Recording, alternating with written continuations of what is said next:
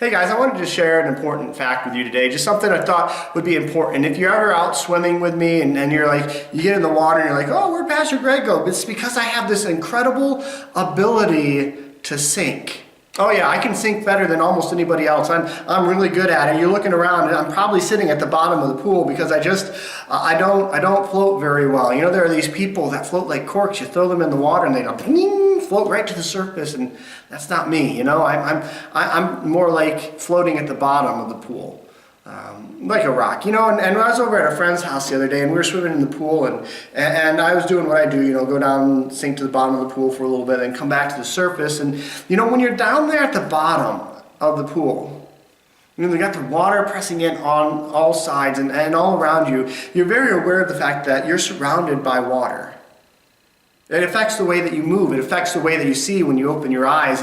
You can feel the pressure from every direction. You don't need to have your eyes open to know that you are surrounded by this water. And you see, on Sunday, this last Sunday, we talked about this idea of being light eye deficient, or this is concept that Jesus was talking about in Luke 11:33 and following, this idea that we are to be looking at the light, allowing the light to come in and fill us. And his teachings are the light. And we need that in our life. We need that to fill us, and we need that to be flowing out of us. And so we talked about that. We also talked about this idea that we live in the midst of God's world, that we move around in the midst of Him. And I wanted to expand on that thought. You know, this is something that we as Christians, we often say we understand this, we believe. If we've grown up in the church, we've probably heard about the omnipresence of God a lot. And we probably say, yeah, I understand that God's everywhere. He's in all places. And yet, I think it doesn't often enter into the way that we act, into the way that we live, the way that we think. And I just wanted to pause and think about that a little bit today.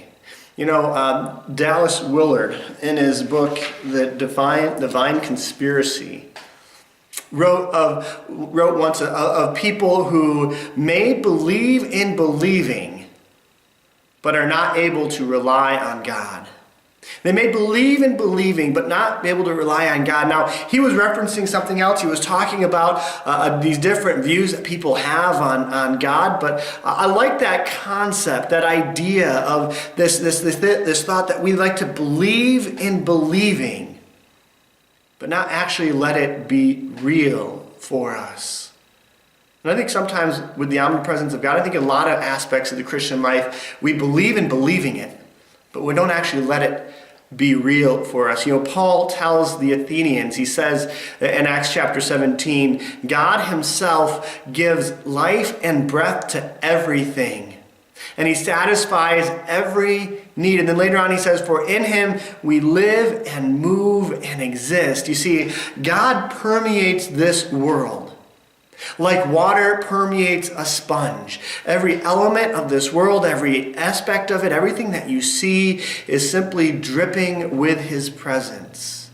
The spiritual world is not somewhere out there. It's not this place that's high above us that we can't reach, that's somewhere out there. And God isn't this old man figure that sits in the midst of this heaven that's so far away that at some point we might reach it. It's the reality that God is all around us, that we move in the midst of him, that he's right here. Like the water in the swimming pool, God is around us, pressing in on us. We travel through and in God every day, according to Paul. However, we often remain blind to the spiritual reality of this world because we're caught up in the physically mundane and the earthly desires of this world. As when I talked about God as spirit, when I did that sermon, we understand that God is the ultimate reality behind this world. He fills it. He's everything. Everything you look at, God is there.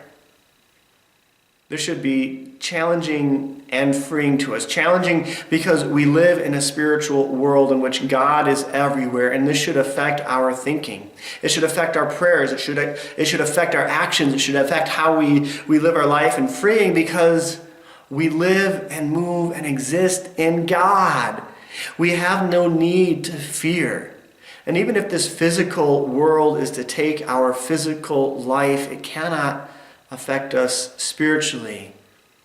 You can see that effect, how the apostles of old lived in that way, how many people who are martyred have lived in that way, that you can do what you want to me physically, but I live in the midst of this spiritual world and you can't touch that.